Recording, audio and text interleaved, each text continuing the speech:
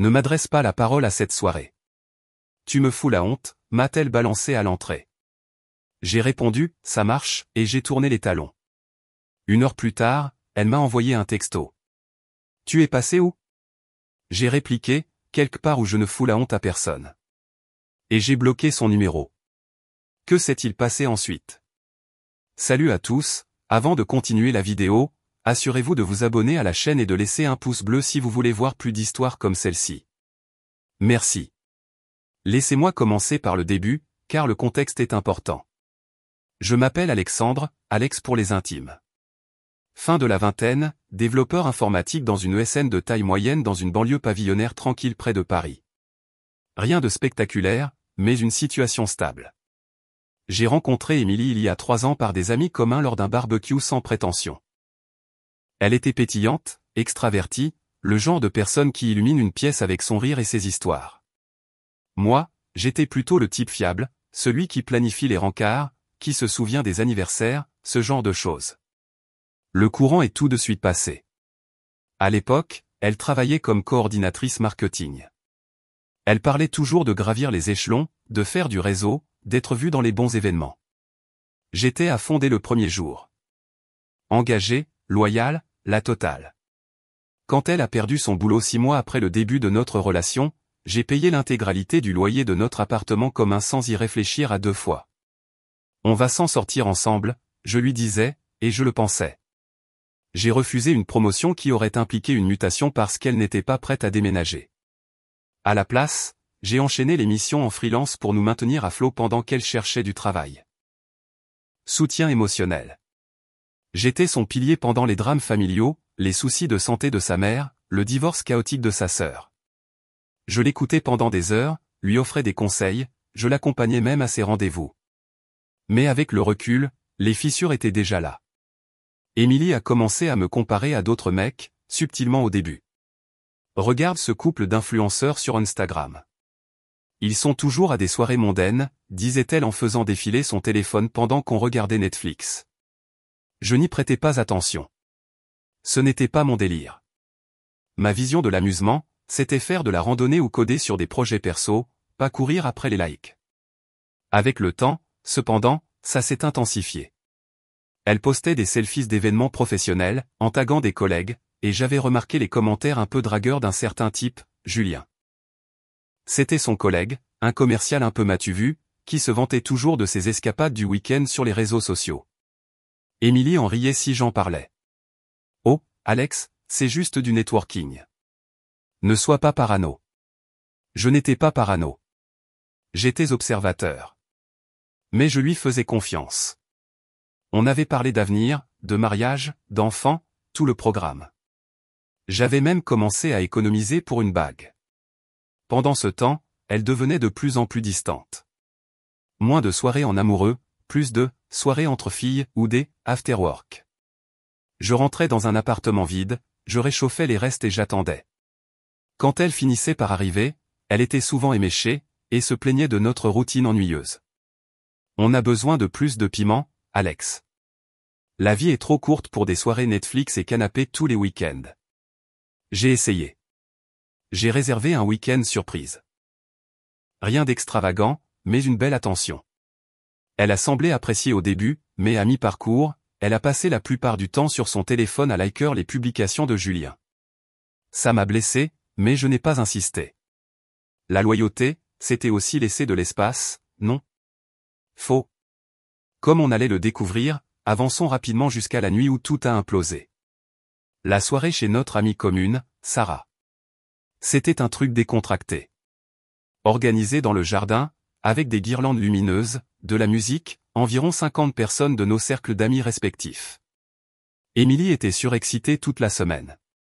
Ça va être énorme. Tous les gens du bureau viennent. Je me suis dit que ça nous ferait du bien. Pour changer un peu. Je me suis préparé comme d'habitude, jean et chemise. Rien de spécial. Émilie, par contre, a passé des heures à se préparer.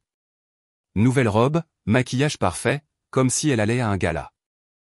On devait y aller ensemble, mais elle m'a envoyé un texto à la dernière minute. Je suis en retard. Rejoins-moi là-bas. Pas de problème, me suis-je dit. Je suis arrivé vers 20 heures, je me suis garé un peu plus loin dans la rue et j'ai marché. La fête bat son plein. Des rires s'échappent, une odeur de barbecue flotte dans l'air. Je repère Émilie tout de suite près de l'entrée, en train de discuter avec un groupe, dont Julien. Elle rit à quelque chose qu'il a dit, sa main sur son bras une seconde de trop. Je m'approche avec un sourire. Salut ma belle, ça a l'air déjà sympa. Elle se retourne et son visage se décompose. Pas de joie de me voir, mais plutôt comme si je venais de casser son ambiance. Elle me tire rapidement à l'écart du groupe, la voix basse et tranchante. Alex, qu'est-ce que tu fais là si tôt? Je t'avais dit que je t'enverrais un texto pour te dire quand venir. Je cligne des yeux, confus. Tu m'as dit de te rejoindre ici. Tout va bien? Elle jette un regard vers Julien et les autres, puis me siffle entre les dents. Écoute, ne m'adresse pas la parole à cette soirée, d'accord? Tu me fous la honte avec tes histoires de boulot ennuyeuses et cette tenue. Mon Dieu, on dirait que tu essaies de te fondre dans le papier peint.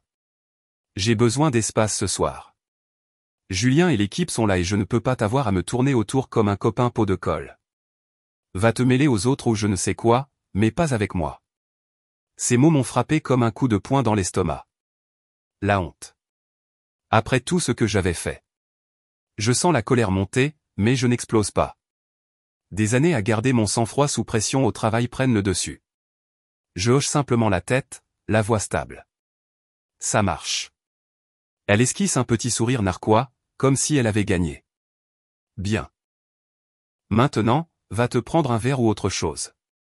Je te trouverai plus tard si j'en ai envie. Logique tordue, n'est-ce pas? Comme si c'était moi qui avais supplié pour venir. Elle se retourne vers le groupe, riant plus fort comme si de rien n'était. Je reste là un instant, la musique battant dans ma poitrine, les gens me frôlant. Une partie de moi veut l'interpeller, exiger une explication sur le champ. Mais non, la dignité d'abord. Je fais demi-tour et je sors, retournant à ma voiture. Pas de scène, pas de texto pour faire exploser son téléphone. Juste parti. 1 heure plus tard, alors que je rentre chez moi, mon téléphone vibre. C'est elle. Tu es passé où? Reviens. La soirée commence à s'animer. Je me gare sur le côté. Je fixe l'écran. La douleur bouillonne, mais je reste calme. Je tape. Quelque part où je ne fous la honte à personne. Envoyer. Puis je bloque son numéro. Fini les jeux. Cette nuit-là, je m'effondre sur le canapé, ressassant tout. Comment avais-je pu rater les signes? Les comparaisons, la distance, ce n'était pas juste une phase. Elle se détachait émotionnellement depuis des mois, me traitant comme un plan de secours tout en lorgnant sur Julien. Je n'ai pas beaucoup dormi, mais au matin, une chose était claire. Je n'allais pas la supplier de revenir. Il était temps de couper les ponts. Les jours suivants furent un mélange de silence et d'introspection. Je ne l'ai pas débloqué. Je n'ai pas contacté nos amis communs pour avoir des infos. À la place, je me suis concentré sur la logistique. Nous partagions un appartement, le bail à nos 2 noms, mais c'est moi qui payais la plupart des factures. J'ai emballé mes affaires essentielles discrètement pendant qu'elle était sortie, supposant qu'elle avait dormi chez une amie après la soirée. Vêtements, ordinateur portable, quelques livres, j'ai laissé ses affaires intactes. Pas de mots, pas de drame. Le soir même, j'étais dans un appart-hôtel bon marché, dormant sur un lit inconfortable. Le travail est devenu mon encre. Je me suis plongé dans mes projets, passant enfin cette certification que j'avais reportée pour elle. La salle de sport aussi. J'ai commencé une routine. Rien d'intense, juste de la régularité. Ça m'a aidé à évacuer la confusion. Pourquoi moi? J'avais été loyal, solidaire, je ne méritais pas ça. Les flashbacks étaient violents. La fois où j'ai conduit sous une tempête pour aller la chercher à un événement professionnel qui s'était terminé tard. Ou quand je lui ai préparé son plat préféré après une mauvaise journée, pour qu'elle passe tout le repas à faire défiler son téléphone. J'avais sacrifié des parties de moi-même. Et pourquoi? Pour être qualifié de honteux devant notre monde. Les semaines se sont transformées en un mois. Pas de nouvelles directes d'elle. Bloqué, vous vous souvenez? Mais j'ai entendu des échos par des bruits de couloir. Sarah, l'hôte de la soirée, m'a envoyé un texto, « Hey, que s'est-il passé? Émilie a dit que tu étais parti tôt. » Je suis resté vague. Je ne le sentais pas, c'est tout. Je n'ai rien dit de mal sur elle. Ça ne servait à rien. Intérieurement, cependant, l'injustice me rongeait. Elle m'avait humilié publiquement. Avait choisi l'excitation plutôt que l'engagement. Mais je ne me suis pas déchaîné en ligne ni ne l'ai appelée en état d'ivresse. La dignité signifiait gérer ça seule. Me reconstruire sans spectacle. J'ai trouvé un nouvel appartement, un petit studio en centre-ville, plus près du travail. Je l'ai meublé sobrement. Un lit, un bureau, des plantes pour un peu de vie. J'ai repris des hobbies que j'avais négligés. Lire de la science-fiction. Rejoindre un groupe de meet-up de développeurs. Je me suis fait quelques nouveaux amis là-bas. Des gars qui partageaient mes intérêts, ennuyeux. J'ai même fait un tour sur les applis de rencontres, sans conviction. Rien de sérieux, juste des cafés pour me rappeler que le problème ne venait pas de moi. Environ 2 mois plus tard, la première fissure dans sa façade est apparue, mais je ne le savais pas encore. Un ami commun, Michael, m'en a parlé autour d'une bière. Émilie poste énormément avec Julien. On dirait que c'est officiel maintenant. J'ai hoché la tête, sans surprise. Tant mieux pour eux. À l'intérieur, ça remuait le couteau dans la plaie. La confirmation de la tromperie que je soupçonnais. Émotionnelle au minimum, probablement physique, mais je n'ai pas sombré. Au contraire, ça m'a donné de la force. J'ai obtenu une promotion au travail. Meilleur salaire, flexibilité avec le télétravail. Je me suis offert un voyage en solo. Un week-end de randonnée dans les Alpes. Air frais, pas de drame. Pour la première fois, je me sentais libre, l'esprit clair. La confusion s'est dissipée.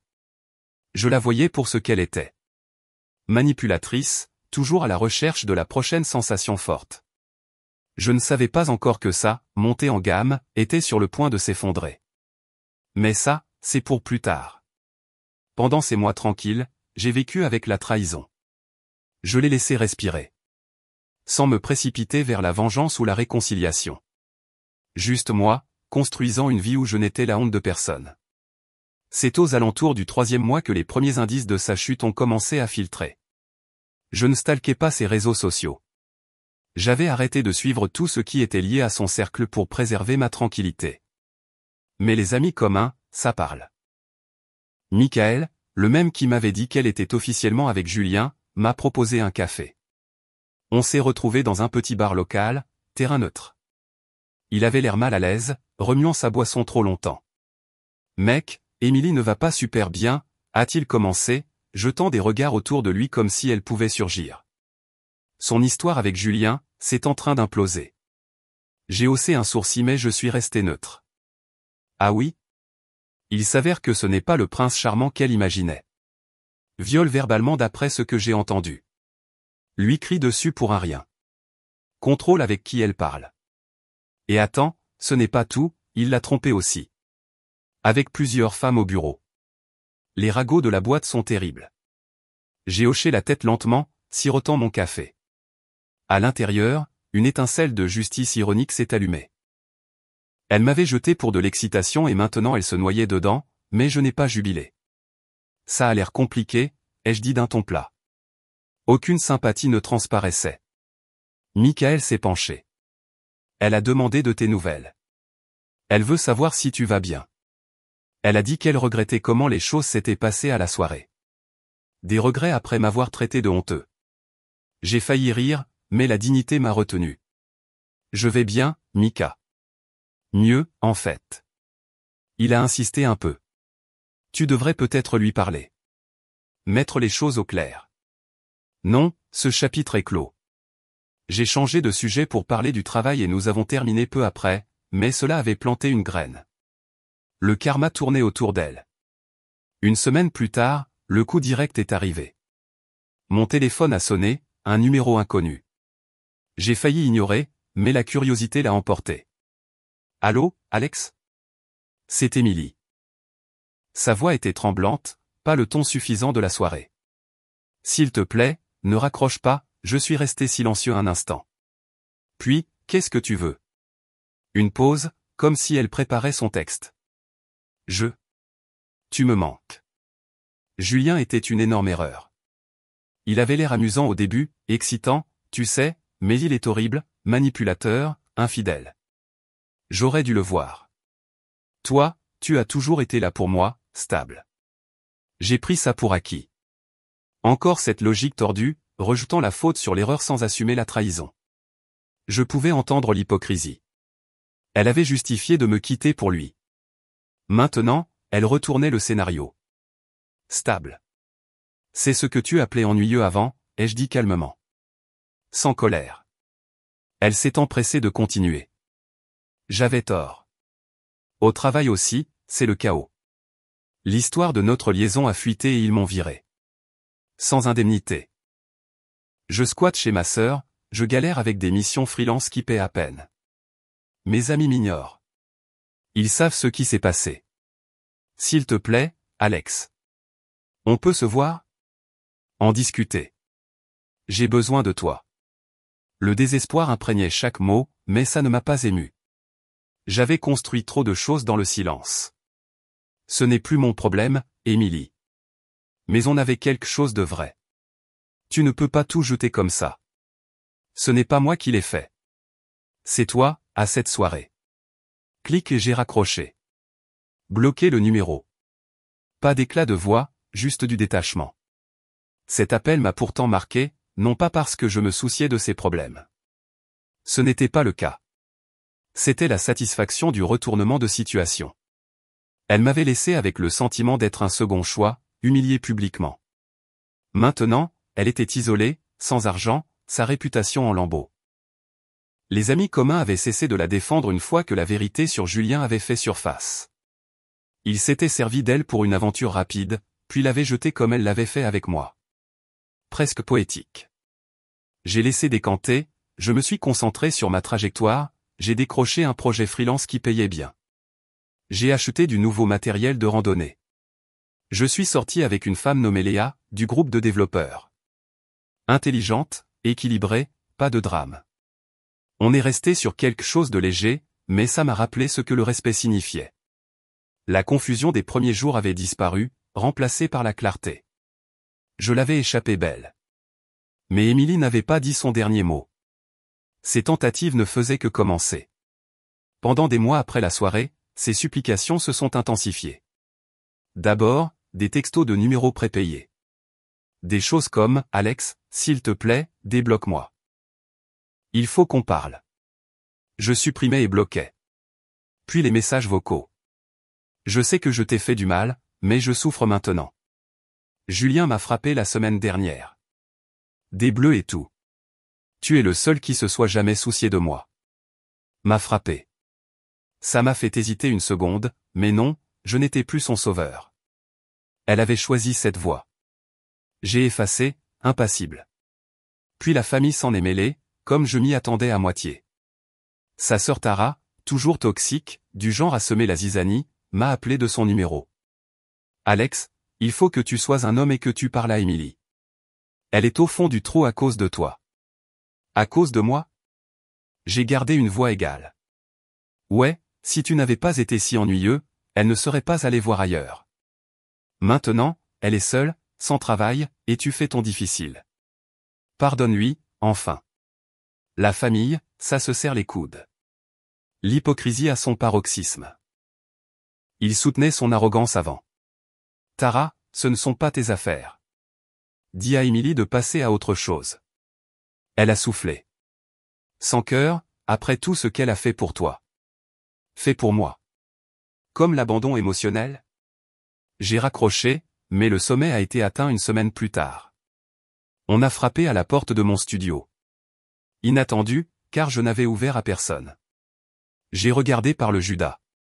Émilie, les cheveux en désordre, les yeux gonflés, avec Tara à ses côtés. Génial. J'ai entrouvert la porte. Qu'est-ce que c'est? Émilie s'avance, la voix suppliante. Alex, laisse-nous entrer, s'il te plaît. J'ai fait toute la route. J'ai eu ton adresse par Michael. On doit arranger ça. Tara intervient, les bras croisés. Ouais, arrête de faire ton con. Elle est désolée. Tu veux quoi de plus? Je ne bouge pas, je veux la paix. C'est une intrusion. Les yeux d'Émilie s'emplissent de larmes. J'ai eu tort. D'accord. À la soirée, j'étais ivre, je manquais de confiance. Julien m'a flatté, il m'a fait me sentir vivante, mais c'était faux. Il m'a trompé, est devenu violent, m'a mise à la porte le mois dernier. Je suis fauché, Alex, je dors sur le canapé de Tara. Mes amis m'ont lâché après le scandale au bureau. Même ma mère pense que j'ai tout gâché. Mais toi, tu étais vrai. Loyal. Je le vois maintenant. Recommençons. Je vais changer. Ces mots passent de l'excuse au désespoir, laissant entrevoir de la colère sous la surface. Le renversement de pouvoir est clair. Elle avait besoin de moi. Je n'avais pas besoin d'elle. Changer, ai-je répété calmement. Comme tu as changé nos plans ce soir-là ou justifié ça par ton besoin d'espace. Tara s'emporte. Oh, passe à autre chose. C'était juste une soirée. On dirait qu'elle a tué quelqu'un. Émilie se retourne contre elle. Tara, tais-toi. Puis de nouveau vers moi, plus doucement. S'il te plaît, mon amour. Je t'aime. Je t'ai toujours aimé. Mon amour. Après tout ça, l'hypocrisie débordait de son ton, suppliant tout en blâmant subtilement. Je ne ressentis qu'un soupçon de pitié, vite balayé. Non, Émilie. Tu aimes le filet de sécurité. J'ai construit une vie sans cette toxicité. Va réparer la tienne. Son visage se crispe, passant du désespoir à la fureur. Tu te crois meilleur maintenant avec ta petite promotion et ton corps de sportif? Très bien, reste seul. Tu le regretteras quand je serai de nouveau au sommet. Tara l'entraîne, en marmonnant. Je ferme la porte, je la verrouille, le cœur battant, mais stable. Aucune sympathie, aucun regret. Elle avait montré son vrai visage. Suffisante au début, furieuse à la fin. Après ça, silence radio pendant un certain temps. J'ai prospéré encore plus. Léa et moi, c'est devenu sérieux. Des voyages prévus. Le travail cartonnait. L'injustice. Elle a alimenté ma croissance. Mais une dernière rencontre se profilait au mariage de Sarah. 6 mois après la soirée, le mariage de Sarah est arrivé. J'ai failli ne pas y aller. Trop de liens avec l'ancien cercle. Mais Léa m'a convaincu. Montre-leur que tu vas bien, m'a-t-elle dit. Alors nous y sommes allés. Moi dans un costume bien coupé, elle dans une robe magnifique. La réception avait lieu dans un charmant domaine en dehors de la ville. Guirlandes lumineuses, orchestre, open bar. C'était comme si la boucle était bouclée. Je repère Émilie de loin pendant le vin d'honneur. Elle a l'air fatiguée, plus mince, un sourire forcé, seule. Pas de Julien. Nos regards se croisent. Elle fonce droit sur moi, se faufilant entre les invités. Alex, commence-t-elle, la voix basse mais urgente. Je ne m'attendais pas à te voir ici. On peut parler en privé. Léa serre ma main, mais je gère la situation. Il n'y a pas grand-chose à dire, Émilie. Elle jette un regard à Léa, une lueur de jalousie dans les yeux. C'est qui? Ma copine, Léa. Simple. Sans plus de détails. Émilie l'ignore, se concentrant sur moi. S'il te plaît, j'ai beaucoup réfléchi. Ce soir-là, à la fête, j'ai été horrible. T'exiger de ne pas me parler, te traiter de honteux. C'était stupide. Julien m'a détruite. Abusif, infidèle, il m'a laissé sans rien. J'ai perdu mon travail, mes amis, tout. Mais en te voyant maintenant, tu t'épanouis. Je veux retrouver ça. Nous. Je ferai n'importe quoi. Sa supplique reste en suspens. Désespéré comme jamais. Les invités à proximité nous regardent. En public, tout comme sa trahison. Le pouvoir inversé. Moi, calme. Elle, s'effondrant à la vue de tous. Je répète ses propres mots, froidement. Tu as dit que je te faisais la honte. Il s'avère que courir après l'excitation a été la vraie honte pour toi. Elle grimace. Je sais, j'ai eu tort. Pardonne-moi. Pardonner. Non. L'indifférence règne désormais. Émilie, tu es insignifiante dans ma vie. J'ai un super boulot, de vrais amis, quelqu'un qui me respecte. Ça, dis-je en désignant le mariage, Léa, tout, c'est à ça que ressemble le fait de passer à autre chose. Tu n'es qu'une note de bas de page. Son visage se contracte, mais aucune larme ne m'atteint. Tu ne trouveras jamais mieux que ce qu'on avait. J'esquisse un léger sourire. C'est déjà fait. Je me retourne. Je m'éloigne avec Léa. Plus tard, nous dansons. Nous rions avec des amis. Émilie s'éclipse tôt, seule. Je l'ai vue jeter un dernier regard en arrière. La prise de conscience commençait. Ce qu'elle avait perdu, je l'avais gagné au centuple. C'était tout. Plus aucun contact. J'ai bloqué ce qui restait. J'ai construit des barrières. Si vous lisez ceci et que ça vous parle, partez avec dignité. Le karma s'occupe du reste. Merci d'avoir regardé. Assurez-vous de vous abonner à la chaîne et de laisser un pouce bleu. Que pensez-vous de cette histoire? Partagez votre avis dans les commentaires.